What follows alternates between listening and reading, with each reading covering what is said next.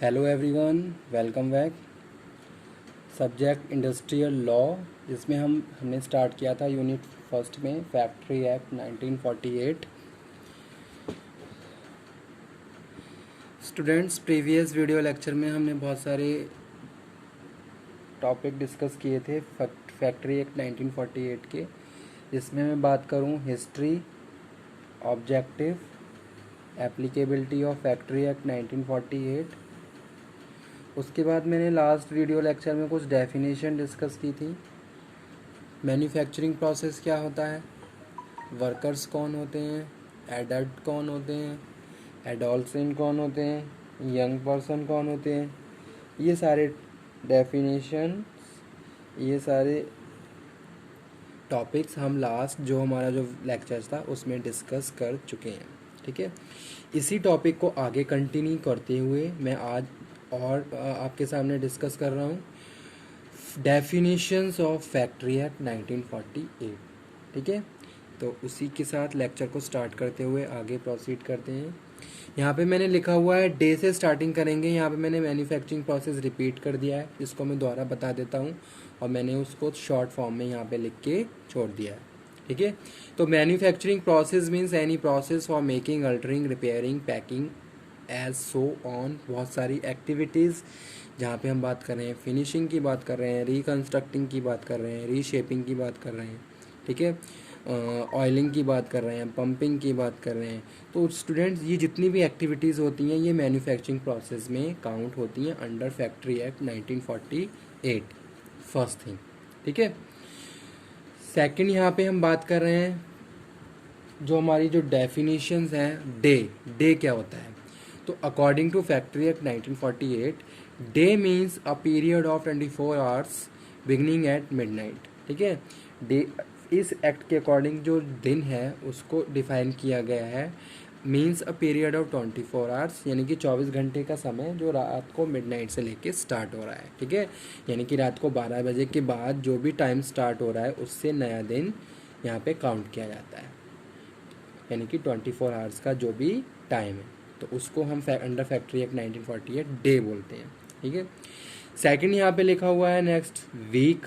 Week क्या है, तो under factory act 1948 week means a period of 7 day beginning at midnight of Saturday night. ठीक है, यानी कि जो सैटरडे है मिडनाइट से जो टाइम स्टार्ट हो रहा है वो स्टार्ट हो रहा है किसमें, वीक से, एक न्यू वीक से, और उसके बाद 7 डेज का जो समय है। ठीक है, तो वो पूरे 7 day beginning Saturday midnight is known as week. Okay, उसके बाद स्टूडेंट यहाँ पे लिखी हुई है डेफिनेशन कैलेंडर ईयर्स क्या होता है। Calendar year means the period of 12 month, यानी कि 12 महीने का समय जो स्टार्ट हो रहा है beginning the first day of the January and in the any year, किसी भी साल में जनवरी से स्टार्टिंग जो भी समय है उसको हम कैलेंडर ईयर बोलते हैं, जो लास्ट दिसंबर 31 पे जाके एंड होता है। ठीक है, तो स्टूडेंट ये डेफिनेशन हम सारे इसलिए पढ़ रहे हैं क्योंकि जो भी टर्म्स हैं, जो भी वर्कर से रिलेटेड टर्म्स हैं, यानी कि उन्हें जो भी बेनिफिट दिए जाते हैं, या फिर जो उनके वर्किंग आवर्स हैं, जो उनके वीकली आवर्स हैं, ताकि उन सारी चीज़ों को हम प्रॉपरली अंडरस्टैंड कर सकें कि भाई कोई भी एक वर्कर है, अगर वो पर डे काम कर रहा है तो पर डे के हिसाब से उसको कितने आवर्स काम करना है, वीकली आवर्स उनके कितने वर्किंग आवर्स होने चाहिए, एक कैलेंडर ईयर के हिसाब से उसको कितनी लीव दी जानी चाहिए। ठीक है, वो उसका मंथली कितनी लीव उसके पास होनी चाहिए, उसका वेजेस के बारे में सारी चीज़ें, यानी कि अगर हम इन सारी चीज़ों को पहले प्रॉपर समझ लेंगे तो जब हम इनसे रिलेटेड वर्कर्स की जो भी टर्म्स हैं उनको पढ़ेंगे तो वो सारी चीज़ें हम बहुत इजीली समझ सकते हैं। ठीक है, तो ये यहाँ पे हम बात कर रहे हैं कैलेंडर ईयर। उसके बाद स्टूडेंट यहाँ पे लिखा हुआ है पावर। ठीक है, पावर मीन्स इलेक्ट्रिकल एनर्जी और any other form of energy which is mechanical transmitted, यानी कि इलेक्ट्रिकल एनर्जी को हम यहाँ पे पावर बोल रहे हैं अंडर फैक्ट्री एक्ट 1948। ठीक है, विच इज़ मैकेनिकल ट्रांसमिटेड, जो क्या हो रही है, ट्रांसमिट हो रही है एक मशीन से दूसरी मशीन में। तो उसको हम पावर बोलते हैं। अब यहाँ पे जो नेक्स्ट डेफिनेशन है under factory act 1948, prime movers क्या होते हैं? Prime mover means any engine, कोई भी इंजन, मोटर और अदर अप्लायंस, ठीक है, विच जनरेट और अदरवाइज प्रोवाइड पावर। जो क्या कर रहे हैं, या तो पावर को जनरेट कर रहे हैं या पावर को प्रोवाइड करवा रहे हैं, ठीक है। तो वो under factory act 1948 prime movers उनको कहा जाता है, ठीक है। तो स्टूडेंट ये थी कुछ डेफिनेशंस, उसी के साथ हम आगे बढ़ते हैं और आगे नेक्स्ट हम डिस्कस करने जा रहे हैं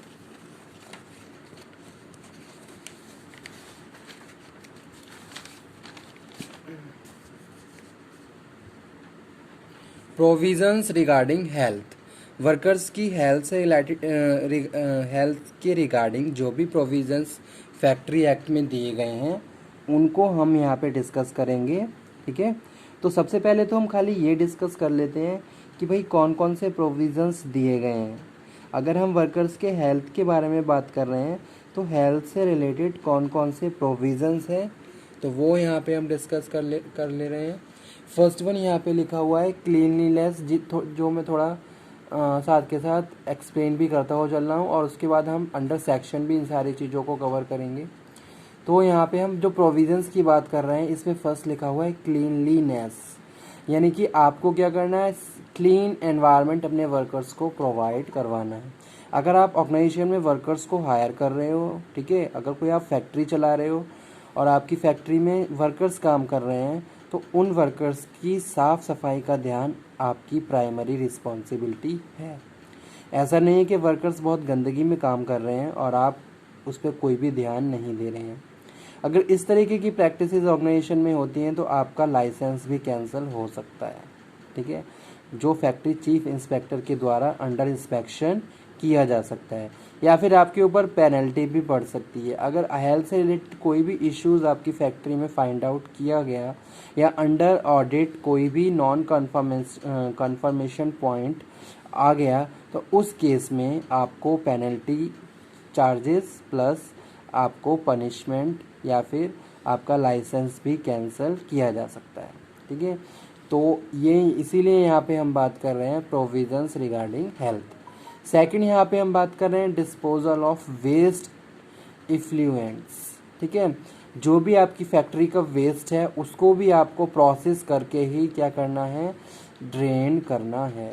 ऐसा नहीं है कि आप कुछ भी अपनी फैक्ट्री का वेस्ट किसी भी सिंपल फॉर्म में आप बस फैक्ट्री से बाहर क्या कर रहे हो, ड्रेन कर रहे हो, ठीक है। जैसे यहाँ पे मैं एग्जांपल कोट करता हूँ, अगर कोई केमिकल इंडस्ट्री है या फिर जहाँ पे केमिकल का काम चल रहा है और जहाँ आप 10,000 पर डे के हिसाब से वाटर को यूज़ कर रहे हो तो उस केस में आपको वहाँ पे एटीपी प्लांट लगाना है, ठीक है।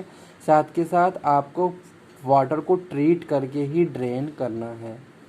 तो ये सारी प्रैक्टिसेस आपकी ऑर्गेनाइजेशन में उनसे रिलेटेड इक्विपमेंट्स सेटअप आपकी फैक्ट्री में लगा हुआ होना चाहिए। तो ये यहाँ पे हम बात कर रहे थे सेकंड, डिस्पोजल ऑफ वेस्ट। उसके बाद जो हम बात कर रहे हैं proper ventilation and temperature. Proper ventilation की फैसिलिटी भी आपकी ऑर्गेनाइजेशन में होनी चाहिए। ऐसा नहीं है वर्कर्स बहुत ज़्यादा सफोकेशन में काम कर रहे हैं, उनको ब्रीथिंग में प्रॉब्लम हो रही है। तो ये सारी चीज़ों पर भी आपको प्रॉपर ध्यान देना है और आपको अपनी फैक्ट्री का जो भी लेआउट है इस तरीके से डिज़ाइन करना है ताकि वर्कर्स को कोई भी प्रॉब्लम, कोई भी हेल्थ इश्यूज़ वहाँ पे क्रिएट ना हो। यानी कि आपको एक safe hygienic environment proper provide करवाना है। साथ के साथ इस चीज़ की इंश्योरिटी भी रखनी है कि आपकी फैक्ट्री में टेम्परेचर कितना हाई है और कितना किस तरीके से आप उन सब चीज़ों को कंट्रोल कर सकते हैं। जैसे कि आपने देखा होगा कोई ओवन फैक्ट्री में चल रहा है, ठीक है, कोई वुड इंडस्ट्री है, ओवन चल रहा है, तो आपने देखा होगा समर सीज़न पे टेम्परेचर वहाँ का बहुत हाई है। अब किस तरीके से आपको टेम्परेचर को कंट्रोल करना है वो सारी चीज़ें भी आपको प्रॉपरली पता होनी चाहिए। डस्ट एंड फ्यूम्स, ठीक है, डस्ट उड़ रही है, आपको प्रॉपरली मशीन लगानी है, डस्ट फ्यूम्स वहाँ पे इस तरीके से सारी फैसिलिटीज़ वहाँ पे लगानी होंगी। आर्टिफिशियल ह्यूमिडिफिकेशन, ओवर क्राउडिंग नहीं होनी चाहिए। ऐसा नहीं कि एक ही रूम में बहुत सारे वर्कर्स काम कर रहे हैं, इस चीज़ की इंश्योरिटी। अगर वर्कर्स काम कर रहे हैं प्रॉपर, उसके पास टेबल होना चाहिए। एक मशीन के आसपास कितने लोग खड़े हो सकते हैं, वो सारी चीज़ें, वो सारे इंस्ट्रक्शन प्रॉपर आपको डिस्प्ले करने होंगे। प्रॉपर लाइटिंग की फैसिलिटी भी आपकी ऑर्गेनाइजेशन में होनी चाहिए। ऐसा नहीं है वर्कर्स काम कर रहे हैं और बहुत ज़्यादा उनके आई पे प्रेशर या इफ़ेक्ट पड़ रहा है, ठीक है। यानी कि अगर किसी टेबल पे कोई वर्कर काम कर रहा है तो वहाँ पर प्रॉपर लाइट की फैसिलिटी होनी चाहिए। तो स्टूडेंट ये यहाँ पे हम इंश्योर करते हुए चल रहे हैं। Drinking water also very important factor and provisions of factory act, ठीक है।